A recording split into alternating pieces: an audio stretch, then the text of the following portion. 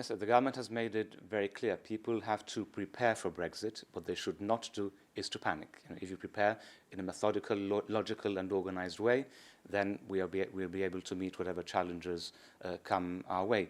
The government itself has been organised now for a very long time, since 2016, after the referendum. We have been preparing for different types of Brexit. There has been, I think it's fair to say, a more intense preparation in terms of a no-deal Brexit over the last 12 months. We have 6 subcommittees set up looking at different areas, like the supply chain, like healthcare, like law and order, etc. And though they report to the Brexit executive group chaired by the Chief Secretary, who in turn report to the Brexit strategic group, which is chaired by myself. And that structure has been maintained and has worked very well throughout. It has involved engagement and meetings with private sector operators, with business organizations, but also with individual companies. A very close working relationship, I have to say, between the Gibraltar and the United Kingdom governments, covering all areas of Brexit and of our potential departure from the European Union with no deal. So really we have been looking at everything for a very long time, but it is also incumbent upon individuals and incumbent upon businesses to make their own preparations as well. The new Prime Minister is playing hardball over the backstop. He's got a Leave cabinet. So have the chances of a no-deal Brexit increased under Boris Johnson, would you say? Well, we have to go by what they're saying in public, and that is that, look, they're now saying we want a deal, but if there is no deal, then we will leave at the end of October. That is my understanding of the situation as of today. As you know, Brexit is particularly unpredictable of all political events. And so is Mr. Johnson.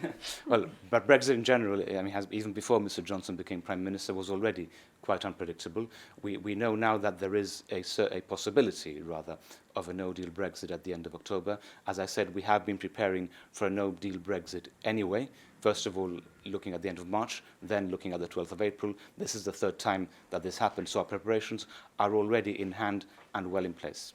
Is a no-deal scenario perhaps less scary to Gibraltar now with the MOUs and with the fact that we've been included in the visa regulations, albeit under a colony? Well, I think that there are certain aspects which make it easier for Gibraltar than it is for the United Kingdom. First of all, we are already not in the customs union. The United Kingdom is in the customs union and has to leave the customs union. We have no manufacturing industry, we have no agriculture, we have no fishing industry. So obviously these are issues. We've got Spain. These are issues which will affect the UK, but they will not affect Gibraltar in the same way. There was a detailed, there were a number of contingency measures published by the European Union earlier this year. Gibraltar was excluded from them. We were included in the visa regulation, which was perhaps the most relevant and the most important one, although we were included with a very derogatory use of the word or the term colony.